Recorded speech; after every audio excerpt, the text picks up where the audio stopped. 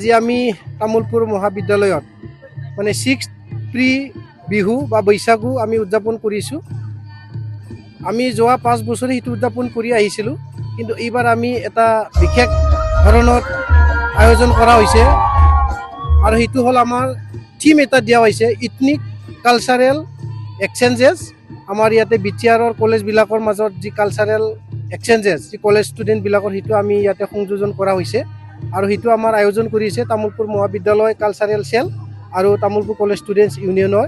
গতিকে আমাৰ এইটো অনুষ্ঠানত খুব মানে সুন্দৰভাৱে আজি 5খন মহাবিদ্যালয়ৰ ছাত্ৰ ছাত্ৰীখিনি অংশগ্ৰহণ কৰিছে আৰু সেই 5খন মহাবিদ্যালয়ৰ প্ৰথমতে আমাৰ ক'ব লাগিব Koklabari Chapaguri college, Dakshin Bijni degree college, Tamulpur college, Tamulpur degree college আৰু মানে মুছলপুৰ কলেজৰ ছাত্ৰ ছাত্ৰীখিনি ইয়াতে আহিছে।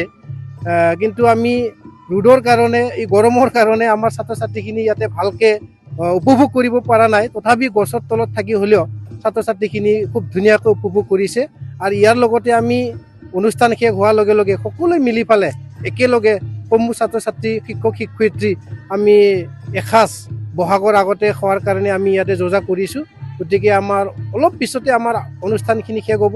গতিকে এই চেগতে মই আজি আমি তামোলপুৰ মহাবিদ্যালয় কালচাৰেল চেল আৰু তামোলপুৰ মহাবিদ্যালয় ছাত্ৰ একতা সভাৰ সমূহ বিষয়ববীয়াখিনিক মানে অশেষ ধন্যবাদ জ্ঞাপন কৰিছোঁ আৰু যিকেইটা মহাবিদ্যালয় আহি পেলে ইয়াত অংশগ্ৰহণ কৰিলে সেই ছাত্ৰ ছাত্ৰীখিনিক মোৰ আন্তৰিক ধন্যবাদ জ্ঞাপন কৰিছোঁ আৰু সেই কলেজবিলাকৰ অধ্যক্ষসকলকো আমাৰ ইয়ালৈ ডেন্স মানে গ্ৰুপ পঠোৱাৰ কাৰণে তেখেতসকলকো মই অশেষ ধন্যবাদ জ্ঞাপন কৰিছোঁ আৰু সকলোকে আমি বিহুৰ মহাবিদ্যালয়ৰ তৰফৰ পৰাই আমি আন্তৰিক শুভেচ্ছা জ্ঞাপন কৰিছোঁ। গতিকে চেষ্টা কৰিছোঁ যে আমি কেৱল ফৰ্মেল এডুকেশ্যনটো দি থাকিলেই নহ'ব, ল'ৰা ছোৱালীক আমি সাংস্কৃতিক দিশতো কেনেকুৱা আগুৱাই লৈ যাব পাৰোঁ তাৰ কাৰণে আমি চিন্তা চৰ্চা কৰি আছোঁ মহাবিদ্যালয়খনে।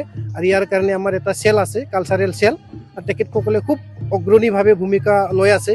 ইয়াৰ লগত আমি খ্ৰীষ্টাচাৰৰ এটা বিষয় হিচাপে আমি শিক্ষকখিনিক আমাৰ আজি মৰমৰ ছাত্ৰ ছাত্ৰীখিনি যথেষ্ট সন্মান সহকাৰে তেওঁলোকে সেৱা কৰিছে আৰু আমি তেখেতসকলক ভৱিষ্যত উজ্জ্বল কামনা কৰি পেলাই তেখেতসকলক আমি ভগৱানৰ ওচৰত প্ৰাৰ্থনা কৰি পেলাই আশীৰ্বাদ জ্ঞাপন কৰিছোঁ। গতিকে তেনেকুৱাকৈ আমি মহাবিদ্যালয়খনত এটা খ্ৰীষ্টাচাৰৰ কিবাটো আগুৱাই লৈ যোৱাৰ কাৰণে চেষ্টা কৰা হৈছে।